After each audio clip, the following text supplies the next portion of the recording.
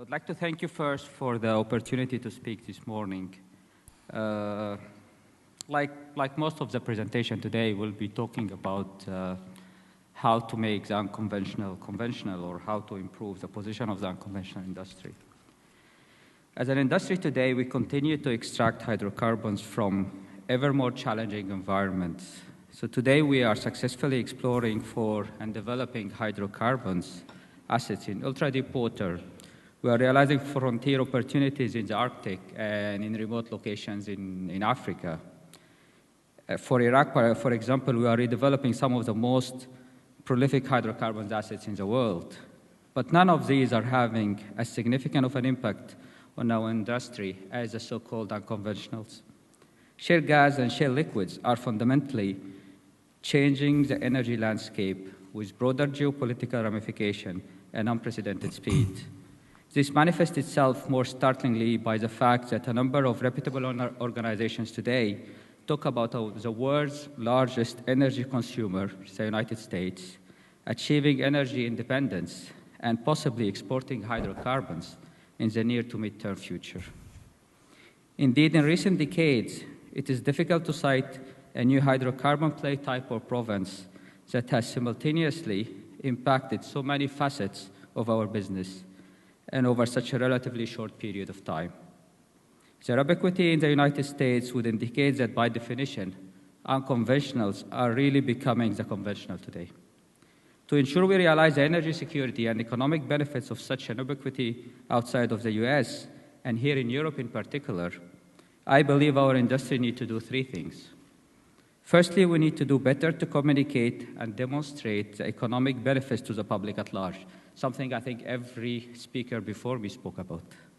Secondly, we must ensure unconventional resources development is environmentally sustainable. Again, something that came up in almost every presentation.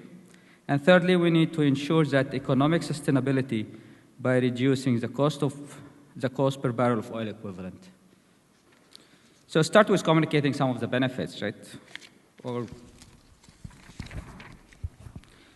Any analysis of the geographical and geological distribution of unconventionals, as you can see on the screen, it tells you that this is truly a worldwide phenomenon. This creates both opportunity, but also it creates challenges in that many of these resources are in areas that are not at all accustomed to the activity of our industry. There is often skepticism with respect to our environmental track record, and in some cases outright hostility, often fueled by inaccurate information, again, as we have seen earlier this morning and yesterday. As an industry, wishing to retain and expand our license to operate such assets, we need to address these opinions constructively and head-on, whether they are true or not. This implies that in order to win the case for unconventionals, operators and service companies need to influence the public opinion and win over some of our critics. Experience suggests that we can do this by firstly demonstrating we can deliver the resource cost-effectively, responsibly, and in an environmentally friendly manner, and secondly, by better communicating the positive economic impact of unconventional plays. I'll come back to environmental and economic sustainability later, but leveraging experience and data from the US economy, the argument is very compelling. So, give you some figures. In 2011, the unconventional industry in the US created around $1 trillion of gross domestic product. So if the unconventional industry were a country, we would rank in the top 20 global economies of the world. The US oil industry-related corporations, they paid over $100 billion in corporate tax in 2011. In the case of the company I represent, our US employees alone paid nearly $1 billion in federal and state income tax in 2012. So the fiscal contribution is significant for our industry. And not only we are continuing to provide cost-effective and secure sources of energy for society, we are also making a material contribution to the society's shared cost. Europe must also benefit from this. Then there is the job creation. And again, as an example of what's possible, the upstream energy industry in the US employs more than 2 million people directly today, and almost 8 million more indirectly.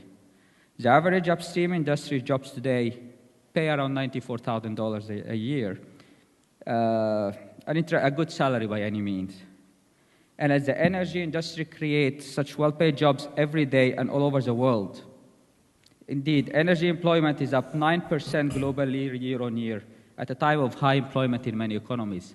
I mean, it's a fact that today many European countries have no employment except in the oil industries. I mean, these are public facts today that, that we are all aware of. And given that the labor intensity of unconventional resources, this is likely to increase further as unconventional resources develop elsewhere in the world. So our industry spends significant sums to supply the world with energy, but it also gives back to the community in a substantive way. So we have a hugely positive economic impact.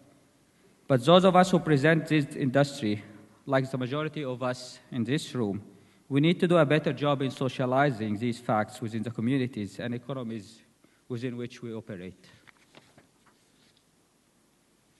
Let's now turn to the environmental sustainability of unconventional. As we all know, hydrocarbons are released from unconventional shales.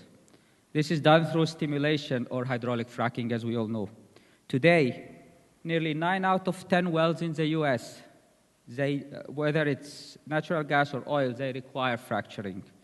And hydraulic fracture has helped to deliver more than 600 trillion cubic feet of natural gas today. And this was a product of more than 1.1 million successful fracturing operation. So among the major concerns of this operation are the chemicals and water used in this process. And while there have been 0 documented cases of hydraulic fracturing affecting the water table, and the chemicals that goes downhole are disclosed so everyone knows what's in them, we continue to leverage technologies to negate this concern. One such example is the development of the stimulation fluid sourced from the food industry. These rely on the same acid and enzymes that commonly found in foodstuff. So if you open a bottle of ketchup and you look at the ingredients, you will find a lot of those ingredients that are really used today in some of the fracturing fluids that we are used. So this provides an extra measure of safety on the surface and downhole.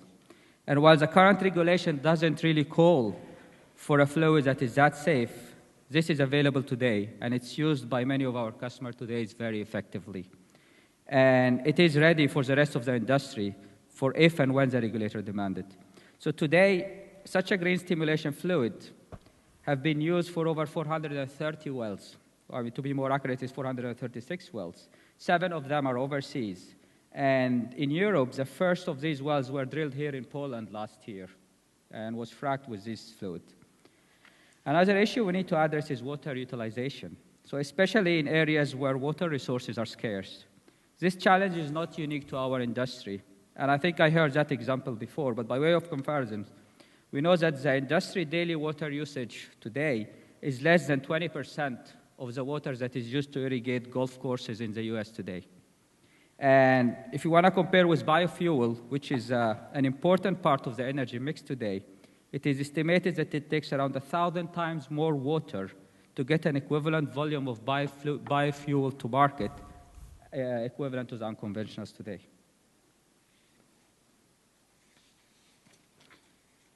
So comparison aside, water is important, and it's often an emotional issue. So we as an industry have to aggressively reduce its usage. And we can achieve that in 3 ways. Firstly, by simply using less water. So primarily through improved stimulation technology. Secondly, we need to make better use of non-potable water. So if we can convert and use just 10% of the non-drinking water that is produced each day, we have all the water that our industry needs. Then thirdly, we can also do a better job of recycling and reusing produced water. So new technologies, such as CleanWave and CleanStream, uses ultraviolet and electrocoagulation technologies, and they clean and recycle up to 90% of the water produced during fracture operations. These technological innovations, they play an increasingly important role here and in the future. So to date, these technologies have a significant positive environmental impact. Some figures for that. Today we have eliminated over 198 and 600,000 gallons of chemical biocide today. We have saved 127 million gallons of fresh water. And that equates to eliminating 23,000 tractors and trailer loads going around the highways and bridges. And we have removed 4.5 million gallons of hydrocarbon-based carrier fluids from the system. So as an industry, we are making good progress in improving environmental sustainability of our unconventional operation. But we still have some more work to do here. Third aspect of unconventional I would like to talk about is economic sustainability. And this, again, requires three things. Firstly, and obviously, the geology has to support the long-term production. So simply, you need to have a large volume of productive rock. Secondly, the supporting infrastructure of service equipment, a gathering system, and exporting pipeline needs to be in place. Thirdly, the economic framework has to support a market clearing price where operators can make money and can benefit from this operation. I think everybody talked about these three factors in the last couple of days. So all three of these factors, they must all line up for resources to be economics. In today's market, capital moves faster than ever before, and areas that meet all three economic sustainability requirements will be the immediate winner. If we look outside of the US today, this is achieved in Saudi Arabia, Australia, China, Argentina. Disappointingly, it's not in Europe today. However, our industry has demonstrated many times that improved scientific understanding, technological innovation, and human ingenuity will ensure a growing number of the world's unconventional assets become economically viable. This will come from three broad areas. One, improvement in our core scientific understanding of unconventional. Second is technology innovation, and very importantly, operation optimization. As significant as our development of unconventional assets has been, we are still on a relatively early part of the learning curve. I'll take a few moments here to move a bit technical to talk about shale reservoir and the challenge they present compared to conventional reservoirs. We have all been hearing about the shale in the US, the shale in the US, and the shale in Europe, and comparing between them. And shale is maybe the Earth's most common sediment, but paradoxically, they are one of the least understood, particularly with their fluid flow properties. One thing we know about shale with confidence is that there are no two shales alike. On the screen here, you see different basin shales from the US, and each one of them has different and unique properties of mineralogy and sedimentology. Unconventional shale assets are extremely complex porous medias, and the knowledge we have learned over the year with conventional reservoir is not enough today to discover and prove unconventional reservoir plays. The graph on the screen herein represents the relative importance of some of the key reservoir properties to the success of a basin. On the conventional side on the left, you can see the traditional models that we are all familiar with from our early days in the industry. A source rock, a reservoir trap, and a seal, with timing being an important element. And if any of the previous element is not in place, the play doesn't work. If you go to the right side, unconventional is a completely different story. We now talk about maturity, about total organic content, net thickness, and more important, brittleness and aerial extent. And this is due to the fact that important hydraulic fracturing, the importance of hydraulic fracturing on the development of shale assets, and the need to be able to predict the distribution of the fracture induced in the formation. So we simply, or in English, we need a large, thick, and brittle shale to be able to produce. So counterintuitively, you see that the original hydrocarbon in place, in the case of unconventional, is relatively not an important factor. This is due to the fact that once we talk about unconventional, we are targeting the source rock itself, as opposed to targeting a trap or an accumulation of hydrocarbon. So overall, the message here is that the unconventional wisdom outweighs the conventional knowledge that we have built over the year. So to some extent, it has been our limited understanding of these petroleum systems that has driven what we know today as a more geometric or a factory drilling approach in order to develop unconventional plays. We are increasingly seeing the development of shale asset technologies that today will change this. By way of example, things like basin scale modeling technology will help us define the most prolific parts of the basin. Superior formation evaluation tools, such as geochemical logs, microseismic, are being used to meet these unique characterization needs for the shale gas assets. Low-cost integrated drilling solutions, where we are optimizing the drill bit, the BHA, and drilling fluid combination, will enable further improvement in the drilling performance. We are also collecting in real time increasing amount of formation evaluation and production data from these assets. And this is transforming our ability to optimize the placement, spacing, and length of wells and fracture treatment and completion in order to maximize and optimize the access to hydrocarbons. So the developing generation of shale gas numerical simulations tools are helping us model the effectiveness of the fracture treatment and the resulting gas production. Bringing optimization science to bear on these so-called predictive models and calibrating them with the well data that we collect from the assets will enhance the overall development. It took the industry several years to understand how best to develop these assets in the Barnett Shale. As we enter new shale gas basins around the world, these learning, together with the predictive model I just described, will reduce the learning curves materially. So while basic understanding and innovative technologies will underpin much of the improvement in the shale gas economics, but they will not be the only factor. Operation optimization is having a very significant impact, as it is an important shift in the nature of service company and operators' working relationships. Historically, typical margin in the oil and gas business have allowed us to live with a lot of inefficiencies. The economics of the shale assets, combined with the complexity of the well construction and completion process, is forcing us now to have a unique focus on operational excellence and optimization. This has necessitated a new breed of oilfield operationals individuals who marry a broad and deep understanding of well construction and completion process with a strong project management and logistics skills. These integrated services project management are charged today with delivering substantial productivity improvement in all phases of well construction and completion process, as illustrated on this slide. They use technical, schedule, and logistics expertise combined with Lean Six Sigma manufacturing concepts to remove downtime and drive through productivity improvement in order to reduce the cost per barrel of oil equivalent. This is becoming a win-win situation for the operators and service company because the operators bring their wells early and the service companies improve their capital assets utilization. Our own focus on the frac of the future is a holistic approach to service delivery that embraces much from the supply chain and manufacturing sectors by combining just-in-time delivery concept, vertical proppant storage, integrated dry blending, innovative pump technologies, and 24-hour operation. We have realized significant productivity gains, again, further reducing the cost of barrels of oil equivalent. This common need for efficiency has also changed the working relationship between operators and service companies.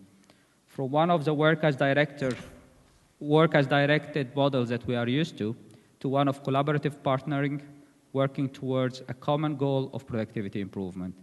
We see greater level of trust today, faster decision-making, and a broader understanding of options available.